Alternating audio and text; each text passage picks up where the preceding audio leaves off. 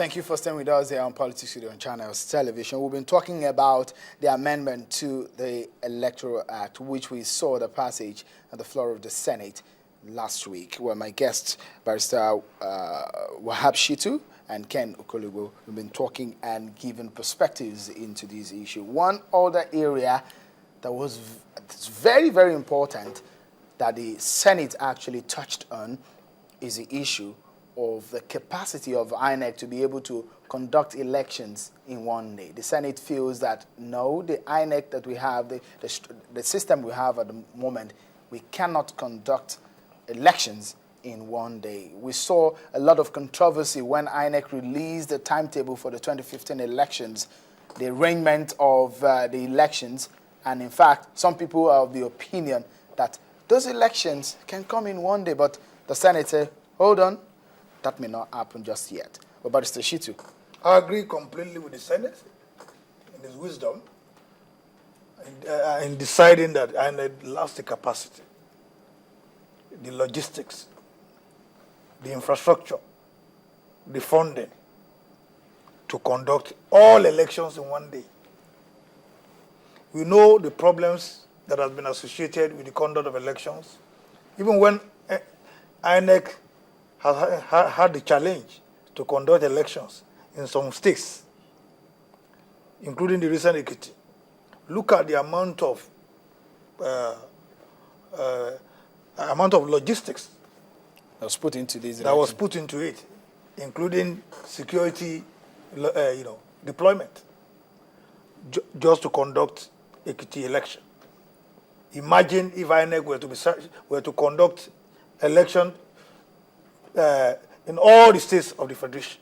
Are you saying that Nigeria will practically be shut down so that INEC will be able to achieve that objective? I think we should be realistic. The senators are distinguished Nigerians. They are politicians. They are men of knowledge and character, people who have also seen the world. So they know our capacity. They know what INEC is capable of doing. They know the antics, the frustrations, and the logistics associated with the electioneering process. And they know there is a Kulian. It's not a tea party. So INEC has the burden of, putting INEC in a tight corner has been removed. I think what the Senate has come up with by saying, INEC cannot conduct all elections into the presidential elections, National Assembly elections, State Assembly elections, and all of these elections in one day. INEC does not have the capacity. So another plus for the Senate. Another plus for the Senate. I think that's a recommendation. You feel the same? The truth about it is that without overflogging this issue, there is no way INEC has that capacity. You see, the opposition parties will come to say that, the PDP-led government would not want the presidential election to be conducted after the governorship elections because they believe that when the governors emerge first, they will want to go against the voting pattern and most likely to affect the PDP-led government that is in charge. But the truth about it is INEC has come out very straight. They don't have the capacity. If you look at what happened in Ekiti, if you look at what happened in Anambra, the deployment of the security network, the deployment of... how many RECs were deployed? Almost 6 RECs were brought from other states to come and help. It shows that INEC can never, ever have the capacity of conducting the presidential, National Assembly, State Assembly, and other elections and gubernatorial in one day. It's not possible. All right. So the Senate was absolutely right. Yeah. Yes. One aspect of the amendment that a lot of people are talking about, in fact, on the social media, is the issue of debate. Well, the Senate rejected a proposal to legalize presidential debate. Well, and some people are already talking on the social media and saying that public debate should be made compulsory for governors and presidents on national TVs, as is the only avenue to know aspirants. Well, that's interesting. But this time around, the Senate has thrown that out. That is not going to happen. It's not going to be legalized. Well, I'm not just concerned about the sustenance of our democracy. I'm more also particular about sustenance of democratic culture. We know what is happening to our politics and our democracy personally. There are a lot of issues. I see what do you see more these days when elections approach? You see more of mudslinging. You see more of character assassination. You see more of chasing the shadow than the substance. I want to see our democracy that will be anchored on ideas. You rarely see the power of ideas, which ought to be the hallmark of the democratic tradition.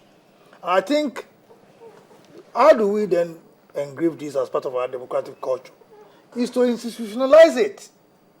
When people want to contest election, we want to hold office as the president of the country, we must be given the opportunity of knowing what their programs are. So you believe manifestos that what Senate did in this one? I do not agree with the Senate. I do not. No, I agree. Well, let me just land so that I can give the politician the opportunity. You see, I'm saying that democracy is about the electorate. And I think the electorate must be given the opportunity. You see what is happening in the U.S. When presidential debates has almost become a tradition. People come to articulate the ideas. You see the power of ideas. But it's not legalized. No, but that's exactly what we are saying is that I think if something is desirable, there's nothing preventing us from putting it into our legislative framework. No, because of the time factor. The truth about it is that we're in channels today. How many people watch channels? A lot of people watch channels, we agree. We're 160 million Nigerians. Do we have up to 70 million Nigerians watching channels? Do you understand? I mean, channels is the most popular station we have today in the country. Do you understand? What we're saying is that we are not literate enough to sit down and say we must make presidential debates compulsory. But do you think they can hear it on radio? You think it's good, but the Senate was definitely right in not making it compulsory. Unfortunately, yes, they're definitely right in not making it compulsory. Time is not. I really enjoy. We can sell our programs. As a presidential candidate, you can sell your program to the masses. We want your programs to be sold. Don't get me wrong. Presidential debate is good, but making it compulsory, I don't think is right. Thank you so much. I've enjoyed every bit of the conversations we've had. Thank you so much, Barrister Wahab Shitu and Mr. Ken Okoli. Thank you so much, Sheon. It's always my pleasure. On the program. I've seen your tweets and your messages, of course, but then time is not on our side. Thank you for coming on the program, gentlemen, and that's it on the program for today. But you can connect with me after now on my Twitter handle is at Sheon Walking, or send your comments to @CTV Politics, or send an email to politicstoday@channelstv.com.